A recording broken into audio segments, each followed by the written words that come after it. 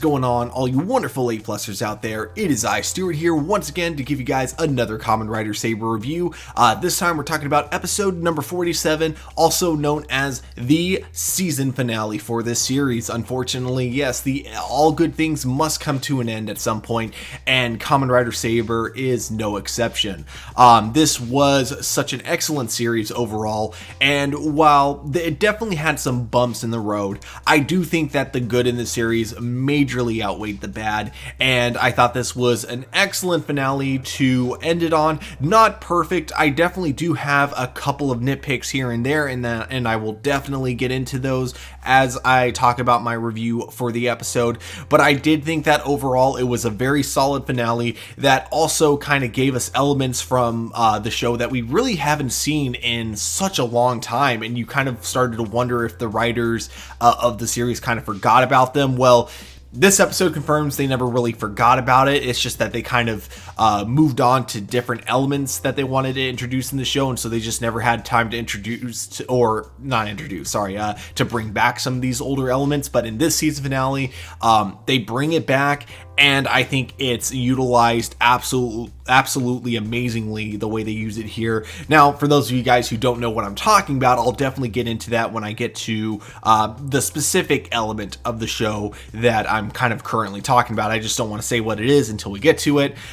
There's a lot, though, in the season finale that I thought was absolutely excellent, so this review might go on a little longer than my other Kamen Rider Saber review, so I apologize for that, but I just want to make sure I kind of cover everything, not just about this finale, but just over my overall thoughts on the show as a whole, and what I look forward to going forward with not just the upcoming Super Sentai Kamen Rider Saber crossover, but we do also have a special coming out next week. I'm not 100% sure if I'm going to be reviewing it for the channel. It really depends on how long it is and like its overall impact that it's going to have on Kamen Rider Revice, which is what it seems to be. It's like a prequel to Revice or something like that, but it does look kind of interesting, so I'll definitely give it a watch and give you guys my thoughts on it. But guys, for now, let's focus on the season finale and talk about why I really enjoyed it. So, to start off this episode, yes, there was one more of those sages, right? I believe that's what they were called. I really should have had the Wikipedia page open while I was doing this review, but I didn't because I'm really dumb.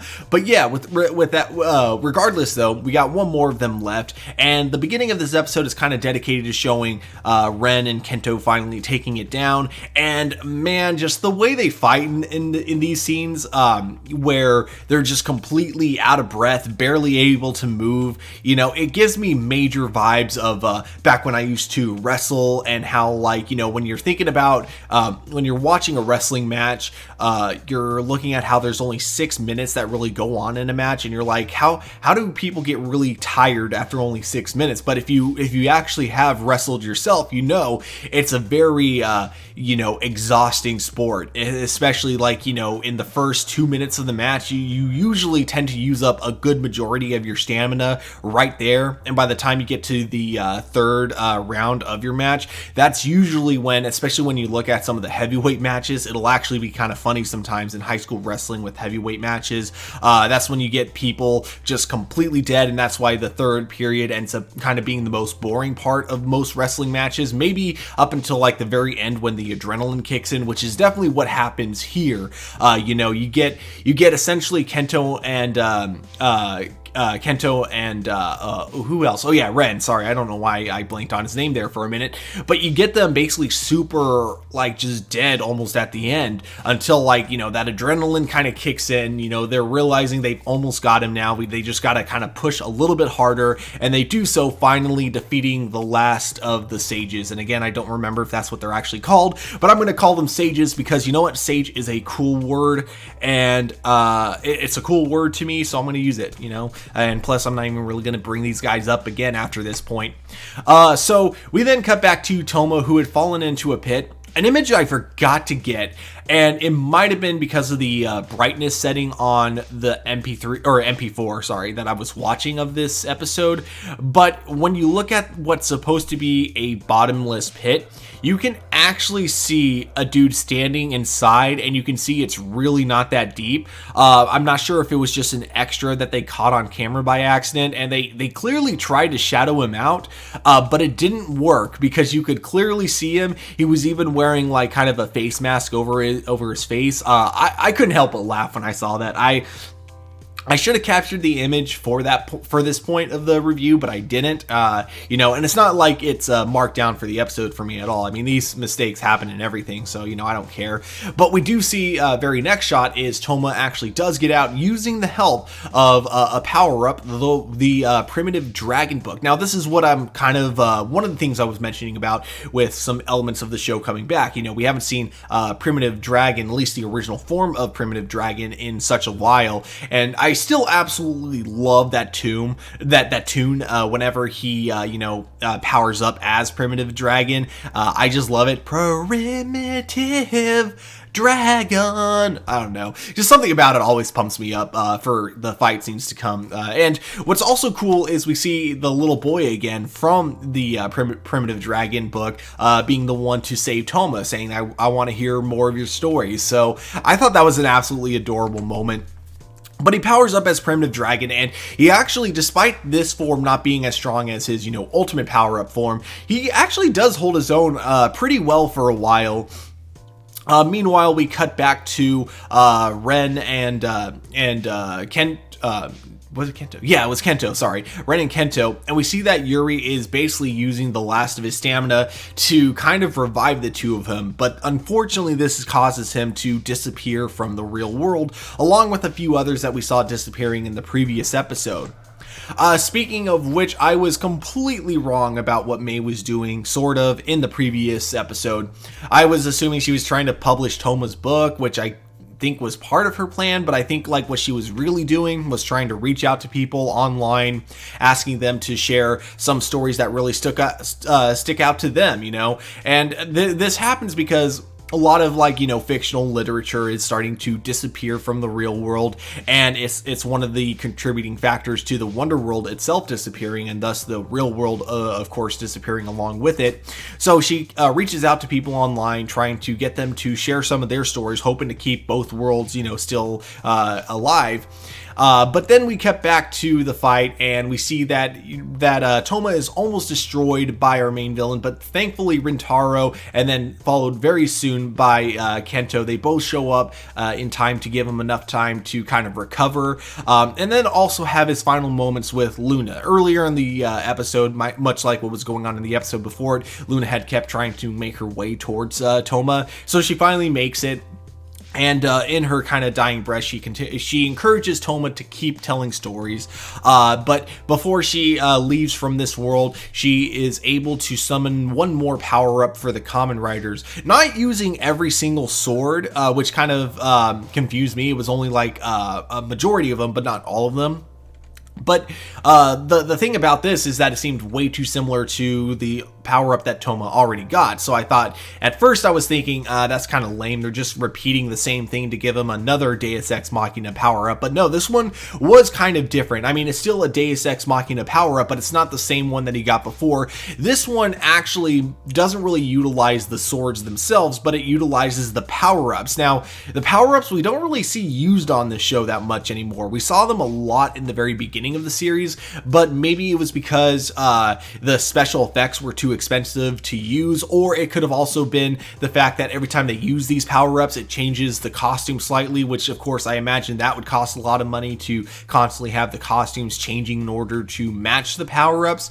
So I feel like it might be a mixture of a bunch of reasons of why we don't see them that much anymore, and plus the overall, what I think the main reason is because they wanted to focus more on getting the characters stronger and less on the power-ups that they use, more about the new forms that they take. So I feel like there were a lot of contributing factors of why we don't see these power-ups anymore, and this is the main thing I was talking about when it comes to elements coming back to this show that we haven't seen in a while. Like, we saw the power-ups kind of being used in the previous episode and the episode before that, but just not that much. There was definitely not a lot of they weren't in the spotlight, if that makes sense, but here they are in the spotlight once again, and we get to see them totally being utilized, not just like all at once, but like one at a time. And so we get kind of a cool memory lane of all these really awesome power-ups that we just haven't seen in a while. Another thing that we get to see again, and it's funny because I look back on episode 1 and episode 2 when we get introduced to Rintaro and we see that he's like on top of a tiger or a lion. I think lion, yeah, my bad.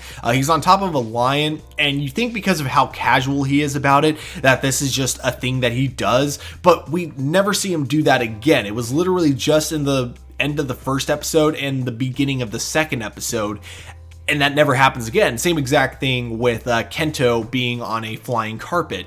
That was another thing that got introduced, but then we like never see that again. So here we actually do finally get to see him on a lion again, and it actually is pretty cool the way they utilize the CG with both Rintaro on his lion and then Kento on his flying carpet. I thought was absolutely incredible. In fact, one message I actually ended up sending to both Adam and Indy earlier today is I'm just like, the CG in this episode puts The Flash, the show on the CW, to shame, which amazes me because I can't imagine the show having a bigger budget than The Flash. Like, I'm pretty sure it doesn't, but the CG here could have fooled me because it looks absolutely amazing with how fluid it is. And I'm not saying it's like Game of Thrones amazing. It's nothing like that, but it's definitely a lot better than other CG that you would expect from Kamen Rider. We get to see them utilizing their power-ups, and the Kamen Riders themselves are fully CG, but they're moving like very fluidly, as if it's actually a person inside the costume, which is something you don't usually see on Kamen Rider. Usually, if it's a fully CG character, the movement is very clunky and really bad, but here, the movement is very fast and swift, moving really well with the camera as well. So I really love the way that these are filmed, and the best part is how they're able to utilize it with actual stunt people in costume. So you get like both a mixture of CG Kamen Riders, but then also actual Kamen Riders that are there on set, and I think it's just utilized really well in this final battle. So they eventually do defeat Storios, and Storios is about to disappear, but he swears to take the entire world with him. And this is where the ending gets very convoluted and a bit too weird, to my opinion. This is kind of one of the gripes I have with it. Like, I know it's Kamen Rider and it's supposed to be cheesy to a certain extent, but here I feel like they went a little bit too overboard with the weirdness of it, because you see that like people who have disappeared are not coming back, and then the world itself starts to kind of disappear along with Storios, and of course this includes Touma as well, but then this is where you get a lot of just random people finally responding to May's comment online of when she was reaching out trying to get people to tell their stories. What I love is that this looks like it was these are all home videos filmed with just random, I'm not sure if they're Kamen Rider fans or just random people that are just talking about stories that they like, but either way, I thought the scene was absolutely really cool. It was super cheesy, don't get me wrong, but I thought it was really cute, seeing a mixture of different people of all ages and genders, and each of them like kind of giving their own stories that have really hooked them as children. I thought that was absolutely awesome. And it's enough to bring back the world, apparently, but not enough to bring back the people that have already disappeared. And that was the part that I thought was a little odd about this. It was almost like they were trying to do their own endgame thing where, half of everyone kind of disappeared or something like that. But the next scene, we get May kind of doing a memorial service while also promoting Touma's book. Basically, kind of saying, hey, buy this book in memory of Touma, kind of a thing. But it was a really nice scene, a very sweet scene with her, like talking about how much Touma has really changed her life, and how much how much of an inspiration he is, with how much he loves to tell stories and that kind of stuff. And it's here we get a really interesting cameo. We get a human gear in the background, which surprises me because I kind of was under the assumption that Kamen Rider 01 was either like in the future or like in a different universe. I did not expect to have a human gear kind of make a cameo at the very end of this series, but I thought that was actually a really cool touch. But during her speech, we see that the Wonder Ride books, which were previously mentioned to have not been working during like kind of the narrative epilogue of this episode, they suddenly start working again. And this is another kind of gripe I have, is you kind of wonder, like, when you have an epilogue that's being narrated, it's always weird to me when right after that epilogue that gets narrated is finished, you then have a story element that continues after that epilogue, and then it contradicts what the epilogue already kind of established, because then it's not really a real epilogue. Then it's I don't know, to me, I wasn't the biggest fan of how we had what seemed like an epilogue to the series, and then the story continues after that. I don't know if I'm making sense there, but yeah, this was probably one of the elements that I also wasn't the biggest fan of. But regardless, the Wonder Ride books start working again, and people who had originally disappeared from the world are now coming back, including Yuri, and of course, the editor-in-chief of the bookstore, or of the publishing place that May works at. She returns as well. Why she shows up at this conference meeting that May's giving for the upcoming release of Touma's book, and also kind of memorial of Touma, I don't know. Like, maybe this does take place in the same building that she works in, but that was definitely not explained if that's the case. Regardless though, people of the world come back, including Touma himself. And the last thing I'm going to nitpick about, actually I'm not even going to call this a nitpick, I'm actually going to straight up call this a complaint that I have about this episode. I'm not a fan of villains that just instantly turn good because of magic or something like that. And that's what we get with both Storios and Master Logos. They both seemingly appear as spirits, but they seem to be good guys. And it seemed like they were trying to do kind of a Darth Vader type thing, where at the very end of Darth Vader, he redeems himself and then becomes Anakin once again. So at the very end, we see him in his form as Anakin, as like a Force ghost. But with that, you at least had the fact that Darth Vader had a redeeming moment. Now, obviously, I'm kind of one of the Star Wars fans that doesn't actually believe Darth Vader redeemed himself. I feel like Darth Vader has done way too much damage. That's way too irredeemable.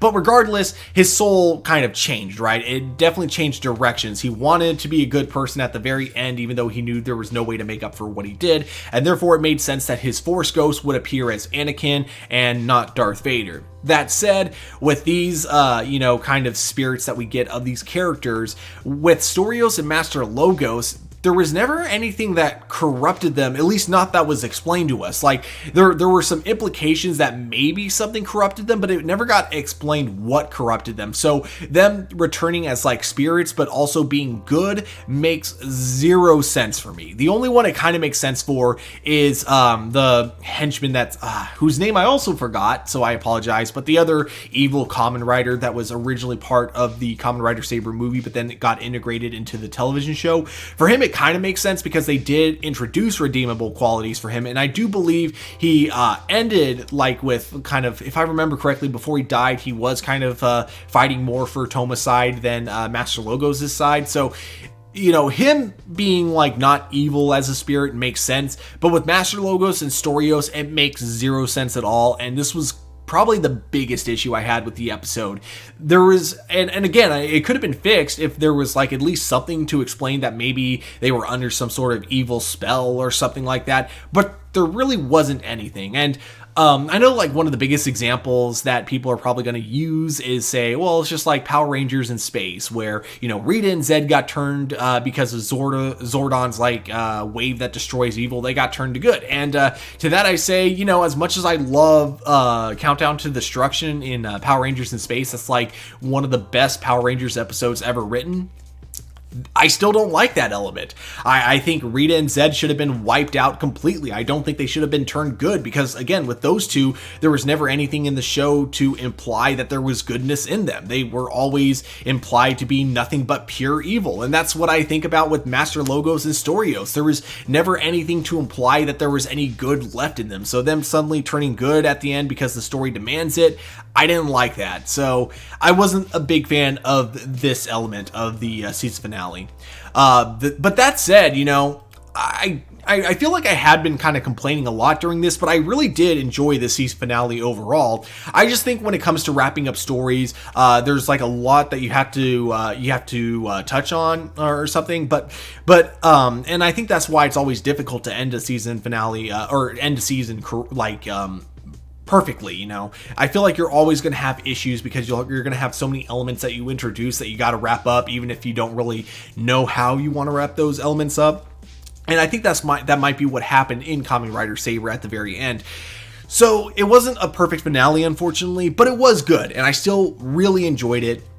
Definitely got it kind of emotional, you know, with the part where you have all the people of the world kind of telling their own stories. Like, yeah, it was super cheesy, but I didn't mind it. I actually thought it was quite adorable overall. And yeah, I did think a lot of the fight scenes, especially when they brought back the power-ups that we don't really see that much anymore, I thought that was just so excellently done, especially with the way they utilized the special effects during this fight. And you know, I feel like the good in this episode definitely outweighs the bad, but that said, there was definitely a lot in this episode that I wasn't really the biggest fan of, but overall, I do think the show did stick the landing, and this was an excellent series overall. So yeah, you know, it's not my favorite Kamen Rider series as a whole, but I thought it was really good, a lot of fun, and I would highly recommend it for any Kamen Rider fans out there. I love the costume designs, I loved a lot of the characters in the show, and especially Touma. I think Touma was such a likable character from the beginning, just with his love of books. And one element that they never brought back to the show, which is too bad because it was one of my favorite things about his character, I do kind of miss the way he would utilize his knowledge for books, both fictional and non-fictional, to take down some of the enemies. One example comes very early on in the series where you have this piranha monster, and he uses both a fictional book to know what kind of mythology he comes from, but then he also uses a real life book about, you know, the weaknesses of piranhas to know how to stop him, like an actual, like, you know, nature book. And I thought, you know, that's brilliant. I kind of wish we got more stuff like that in the series, but it felt like that was something that was introduced very early on in the series, and then we never got to see it again, which is very, very unfortunate to me. But yeah, guys, overall, I thought this was a really good season finale. Not perfect, but a really fun season finale to what I thought was an excellent overall Kamen Rider season. Highly recommend checking the season out if you haven't already. But guys, of course, as we always say, at the end of the day, these are just my A+ opinions. We here at A+ Opinions always want to know what you guys think, so definitely let me know what you guys thought of this episode and the series as a whole. Alright, so not just the season finale. Let me know what you guys thought of Kamen Rider Saber as a whole in the comments below. Don't forget to hit that like button, subscribe to our channel, but guys, of course, above all, just remember to keep it A+. I'll see you guys later for Kamen Rider Revice.